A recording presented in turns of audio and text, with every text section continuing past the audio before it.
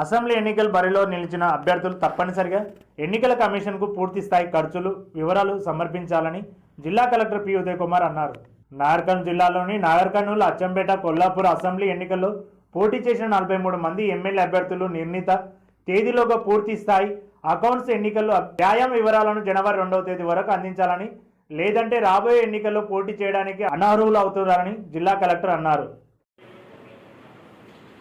ప్రతి RO ఆఫీసర్లో designated RO officer ఏదైతే మేము ఎలక్షన్ కమిషన్ ప్రకారం నోటిఫై చేసినామో నోటిఫికేషన్ ప్రకారం ఆ ప్లేస్ ఖచ్చితంగా 29 రోజు మీటింగ్ ఉంటుంది. 29 నుంచి నెక్స్ట్ 4 days 5 days 1 వీక్ ఉండాలి. బట్ 4 days ఏమో ఉంటాడు అనుకుంటారు. 4 daysలో ఒకవేళ ఈ లెవెల్లో ఇంకేమైనా క్లారిఫికేషన్స్ రాలేదు, ఇంకేమైనా మీరు అడగాలనుకున్నారు, నేను ఉంటాను, ఎక్స్పెండిచర్ అబ్జర్వర్ ఉంటాడు, మీరు రావచ్చు, మీ డౌట్స్ ఏమైనా ఉంటే క్లారిఫై చేసుకొని దానికి తగ్గట్టు దాని క్లాసిఫికేషన్ ఏంటి, దాన్ని ఏ స్కెడ్యూల్ కింద ఫిట్ అవుతుంది. స్కెడ్యూల్ అని ఇప్పుడు మనకు 11 స్కెడ్యూల్ వస్తాయి.